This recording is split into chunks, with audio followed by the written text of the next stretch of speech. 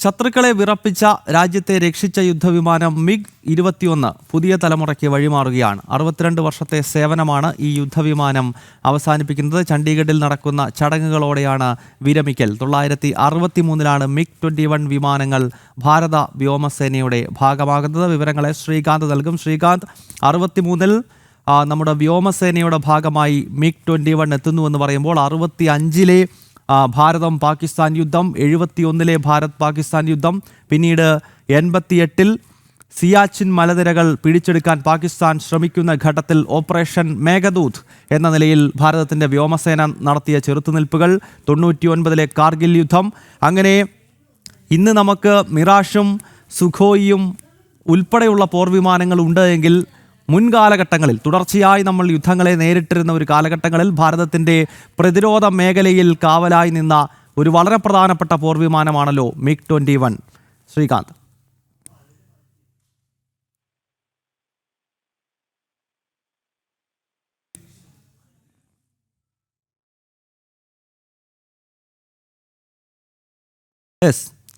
വിട പറയുകയാണ് MiG-21 വിമാനം. വ്യോമസേനയിൽ നിന്നും MiG-21 എന്ന വിമാനം വിരമിക്കുകയാണ്. നേരത്തെ നമ്മൾ സൂചിപ്പിച്ചതുപോലെ 1963 കാലഘട്ടത്തിലാണ് റഷ്യയിൽ നിന്നും MiG-21 വിമാനം ഭാരതത്തിൻ്റെ വ്യോമസേന ഏറ്റെടുക്കുന്നത്. പിന്നീട് 1965-ൽ ഭാരതവും പാകിസ്ഥാനും തമ്മിലുള്ള അതിരൂക്ഷമായ യുദ്ധമുണ്ടാകുന്നു. ആ യുദ്ധത്തിൽ ഭാരതത്തിൻ്റെ വ്യോമസേന വളരെ സുപ്രധാനമായ പങ്ക് വഹിച്ചിട്ടുണ്ട്. അതിൽ MiG-21 ഉപയോഗിച്ചിട്ടുണ്ട്. പിന്നീട് 71-ൽ വീണ്ടും ഭാരതവും പാകിസ്ഥാനും തമ്മിൽ യുദ്ധമുണ്ടാകുന്ന ഘട്ടങ്ങളിൽ വ്യോമസേനയ്ക്ക് നിർണായകമായ റോളുണ്ടായിരുന്നു. 88-ൽ ഓപ്പറേഷൻ മേഘദൂത്, അതായത് ഭാരതത്തിൻ്റെ ഇന്നത്തെ സൈനിക താവളമായിട്ടുള്ള സിയാച്ചിൻ പിടിച്ചെടുക്കുവാൻ പാകിസ്ഥാൻ ഒരു ശ്രമം നടത്തുന്ന ഘട്ടത്തിലാണ് ഓപ്പറേഷൻ മേഘദൂതിലൂടെ അതിനെ പ്രതിരോധിക്കുന്നത്. അങ്ങനെ ഭാരതത്തിൻ്റെ യുദ്ധചരിത്രങ്ങൾ പരിശോധിക്കുമ്പോൾ അവിടെയെല്ലാം MiG-21 ഒഴിവാക്കിക്കൊണ്ട് ആ ചരിത്രം പൂർത്തീകരിക്കില്ല. അങ്ങനെയുള്ള ഒരു വളരെ സുപ്രധാനമായ വിമാനമാണല്ലോ ശ്രീകാന്ത് ഇപ്പോൾ വിരമിക്കുന്നത്. ഗൗതം, 6 പതിറ്റാണ്ട് ഇന്ത്യൻ വ്യോമസേനയുടെ കരുത്തിന്റെ പ്രതീകമാണ് MiG-21 എന്ന യുദ്ധവിമാനം. അത് ഇനി വിശ്രമമാണ് ആ യുദ്ധവിമാനങ്ങൾക്ക്. റഷ്യൻ സാങ്കേതിക വിദ്യ അടിസ്ഥാനമാക്കി പ്രവർത്തിക്കുന്ന യുദ്ധവിമാനങ്ങളായ MiG-21 ഇന്ന് വ്യോമസേനയിൽ നിന്നും വിരമിക്കുകയാണ്. ചണ്ഡീഗഡിൽ നടക്കുന്ന ചടങ്ങുകളോടെയാണ് പുതുതലമുറ വിമാനങ്ങൾക്ക് MiG-21 വഴിമാറുന്നത്.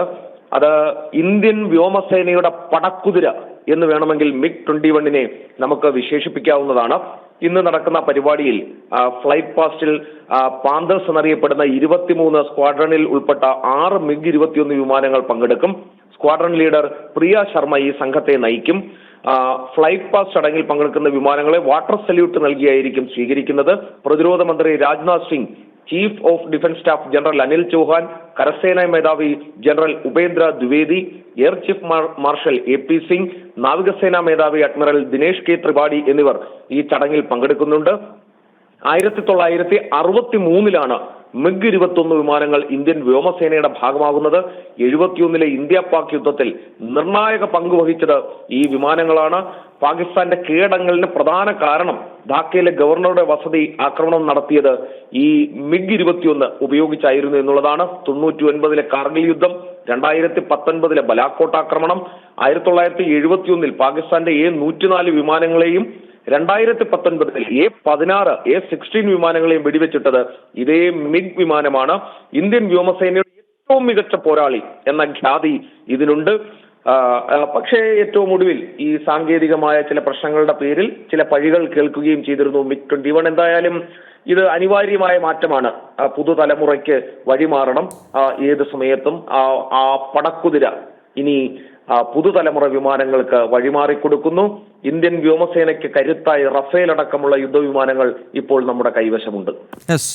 റഫേലും സുഖോയും ഭാരതം തന്നെ നിർമ്മിച്ച തേജസ്സും ഉൾപ്പെടെയുള്ള പോർവിമാനങ്ങൾ ഈ ഘട്ടത്തിൽ നമുക്കൊപ്പമുണ്ട്. പക്ഷേ ഇത്തരം വിമാനങ്ങളൊക്കെ വരുന്നതിന് മുമ്പ് യുദ്ധം കൊഴുമ്പരി കൊണ്ട് നിന്ന കാലഘട്ടങ്ങളിൽ ഭാരതത്തിൻ്റെ പ്രതിരോധ മേഖലയ്ക്ക് കരുത്തു പകർന്ന MiG-21 എന്ന വിമാനം ഇനിയും ഓർമ്മകളിലേക്ക് നീങ്ങുകയാണ്. വിമാനത്തിൻ്റെ വിരമിക്കൽ ചടങ്ങ് ഇന്നിപ്പോൾ ചണ്ഡീഗഡിൽ നടക്കാൻ പോകുന്നു. കേന്ദ്ര പ്രതിരോധ മന്ത്രി രാജ്നാഥ് സിംഗും വ്യോമസേനാ മേധാവിയും ഉൾപ്പെടെയുള്ളവർ ഈ ചടങ്ങിൽ പങ്കെടുക്കും. ശ്രീകാന്താണ് വാർത്തയുടെ വിശദാംശങ്ങൾ നൽകിയത്.